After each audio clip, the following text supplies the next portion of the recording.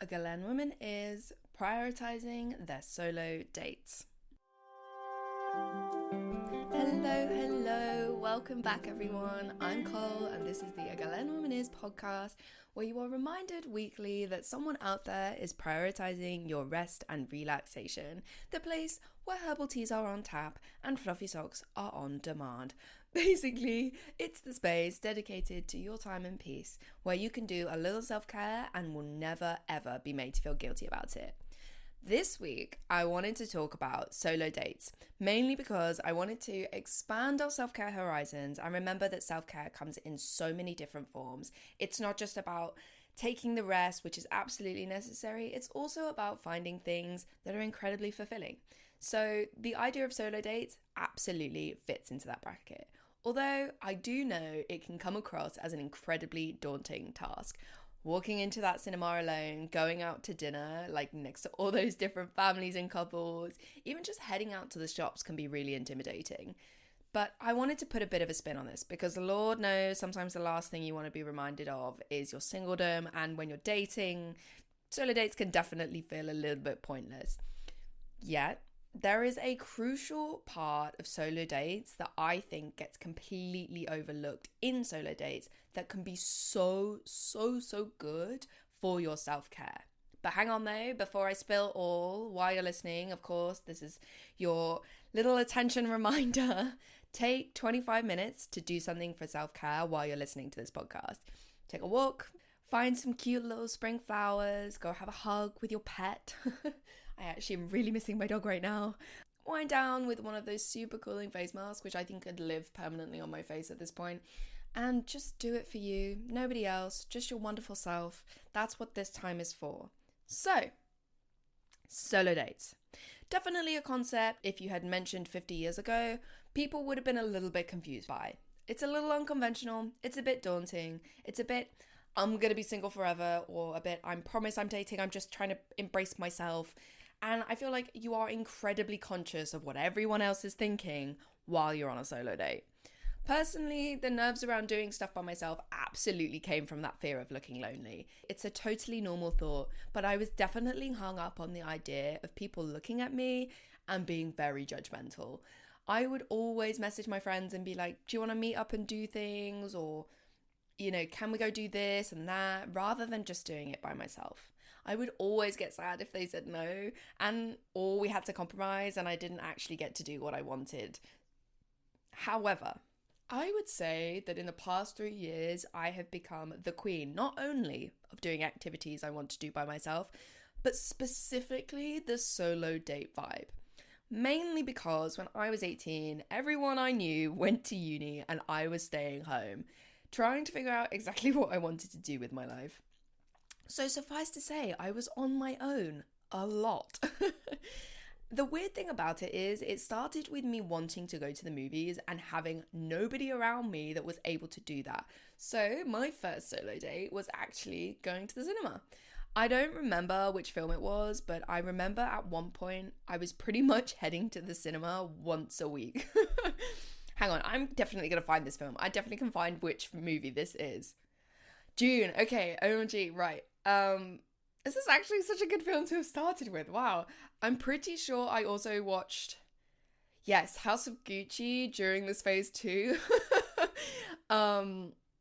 Which is awesome. Like, I got to see so many incredible films. I remember I would have this little routine of going over to Portsmouth, which was the local city near me, getting myself something to eat, chilling and reading for a bit before heading to the cinema, and actually reflecting on it.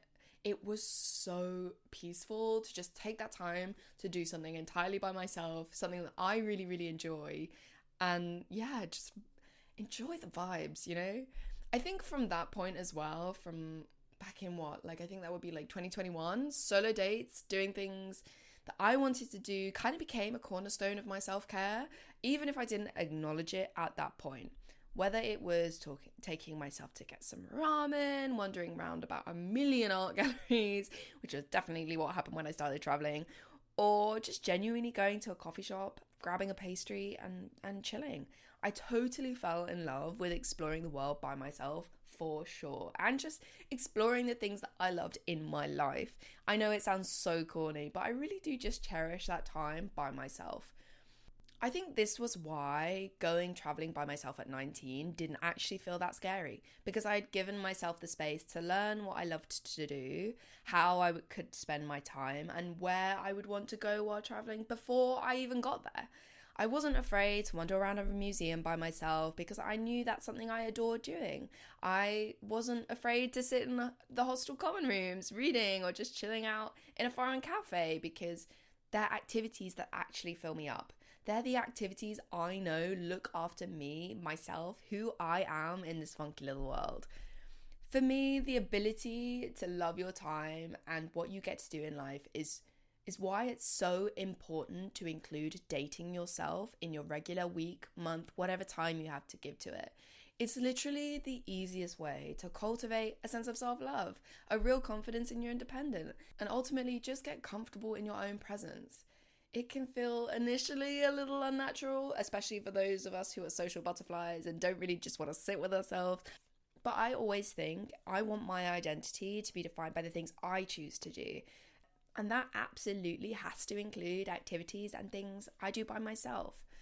Knowing how you enjoy your own company without friends, without work, honestly helps you just understand your relationship with every other aspect of your life.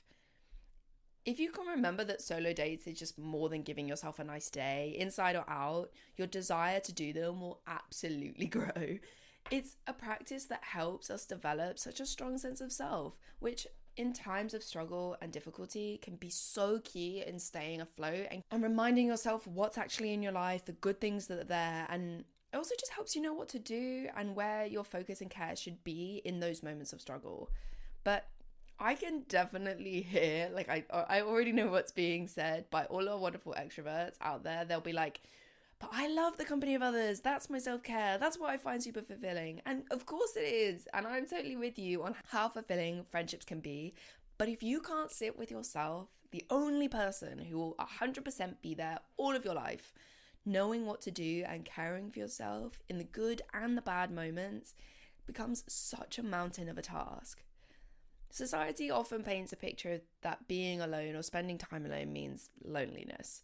Yet there's a significant difference between being alone and feeling lonely. Giving yourself the opportunity to date yourself will really challenge your perception of this. Solo dates are basically a declaration that our presence with ourselves is enough, that we are enough. Every solo date you do is evidence that your solitude is filled with warmth, contentness, peace, all those positive feelings that we want in our everyday lives. Whether you're single, in a relationship, or it's a little complicated, taking yourself on a solo date is ultimately about honoring yourself. It's nurturing a relationship with someone who's gonna be there forever, you. So regardless of your relationship status, consider this practice a vital part of your self-care toolkit. Okay, let's get into the big stuff. The best solo date ideas out there. We're going to start with the basics, the ones you already know, but we're also going to mention a few hopefully you might not have considered before.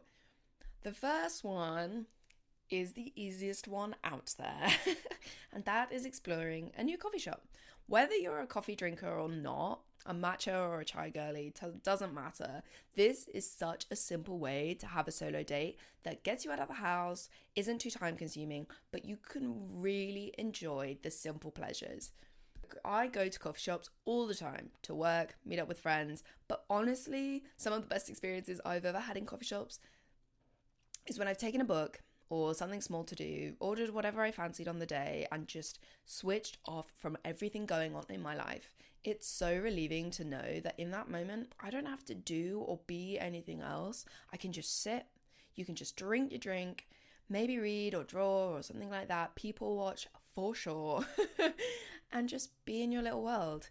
I would recommend this one as a definite starting point for everyone, no matter the kind of person you are. Whether you've done this before or not, going to a coffee shop with the intention of just enjoying your company and time really will elevate the experience, and it's such an easy thing to do without getting intimidated by the idea of being alone.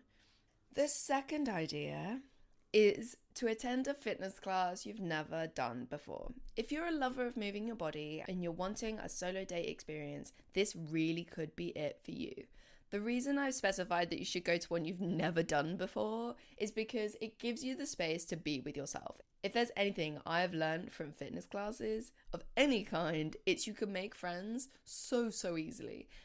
So if you're going for the solo date vibe and are wanting time completely to you on whatever movement you wish, go to one you've never tried before but have always kind of wanted to do.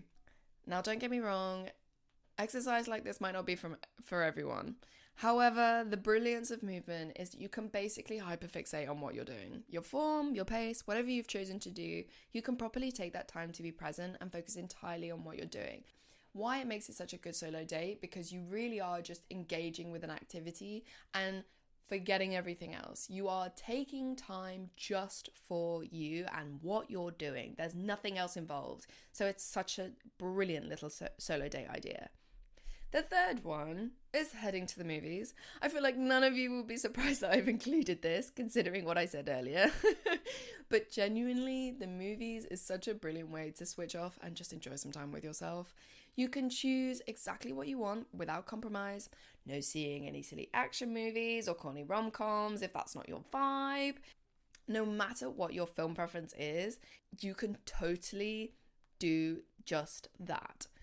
Also, I think if you're nervous about doing solo dates, which is something I totally understand, this is a pretty good solution to getting over those nerves, because you're heading into a dark room to see whatever movie you like, and literally nobody is paying any attention to you because everybody is focused on the film.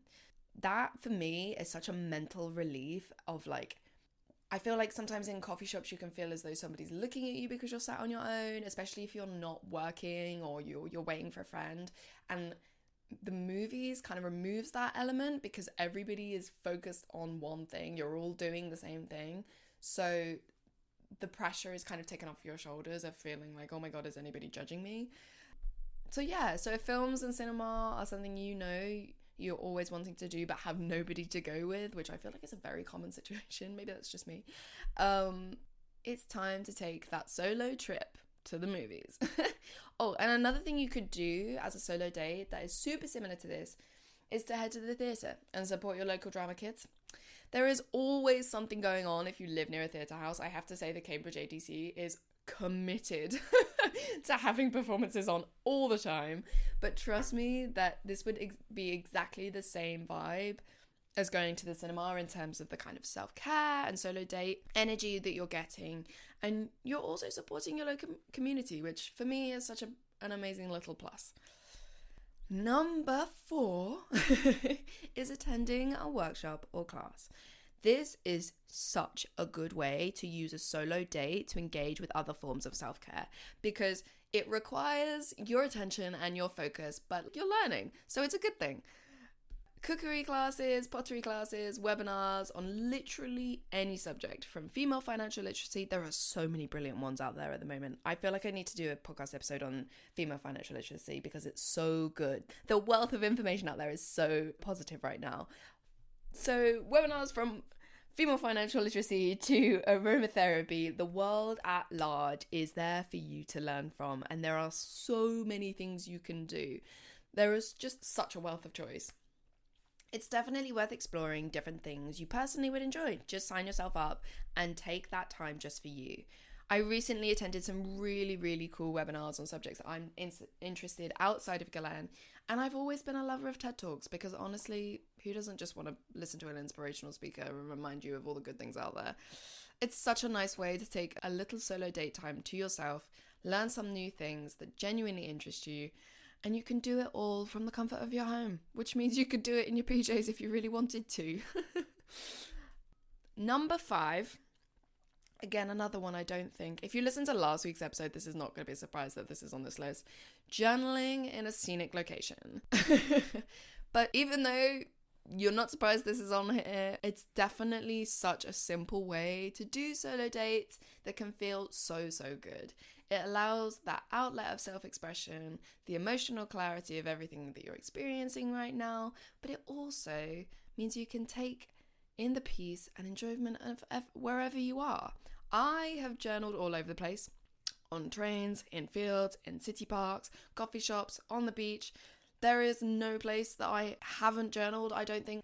And I also believe that there is no bad place to journal. You know, if you're in the mood and you're in the right headspace and you just want to be present with yourself, whipping out your diary, your journal, whatever you've got, and just noting down how you're feeling is such a beautiful experience. Number 6. I don't know if I've actually been saying the numbers all the way through this. I'm going to listen back to this and be like, you only said like 3 numbers. But number 6 is take a long drive or a train ride. Sometimes I think when the overwhelm hits, the best kind of solo date is having the space to think. And okay, maybe in that time you wouldn't feel like it was a solo date. However, the energy is definitely the same. I've always found trains to be such a weirdly meditative space, and I actually really struggle to read on my train journeys home because I just want to listen to music and look out the window and reflect on life. And I definitely know that I am not the only person that loves to do this. What's also really, really great about like taking a long drive or taking a train journey is that you can kind of tie it into any other solo date you want to do. So whether that's visiting a museum, a gallery, heading to explore a new town, or just going to do something cool, the journey there is as much a part of the experience as to wherever you're heading to. This takes me into number 7, which is to explore what's around you, i.e. visiting a new little town or a city nearby maybe you don't know very well, or going to do something that you've seen advertised but never have done that's in your local area. I think doing stuff around you and engaging in your local community is such an underrated way to find enjoyment and peace in your everyday life. There's always so much going on and there's always so much to do and explore by yourself. Even if all you get out of it is a really lovely walk around wherever you live, it's still such a calming way to spend your day because you're taking that time to take in the world around you. And who knows, you may find a place that you really, really love, all because you took a day for yourself. So, number 8, I realize I've now got the numbers wrong on this. The trials and tribulations of me trying to script a podcast, honestly. Number 8, plan a solo day at home. Now, I'm aware that the majority of the ideas that I've given already include spending a little bit of money. Not all of them, but a lot of them. And sometimes that's just not the vibe. Sometimes you're just not in the mood to go out, spend money, or that's not the situation you're in. So if I'm honest with myself, my favorite kind of solo date really is just a night in at home. Like, you can take a nice shower, you can have some fresh sheets and put some comfy PJs on, pick out a good book, TV show, movie to see, plan out a nice dinner, and none of it really requires you spending a penny. The list genuinely is endless of the activities you could do at home to fill your cup. I am a big believer in the simplicity of things and enjoying the present moments you have to achieve a peaceful life. And there really isn't a better way of doing that for yourself, by yourself, than with a solo day at home.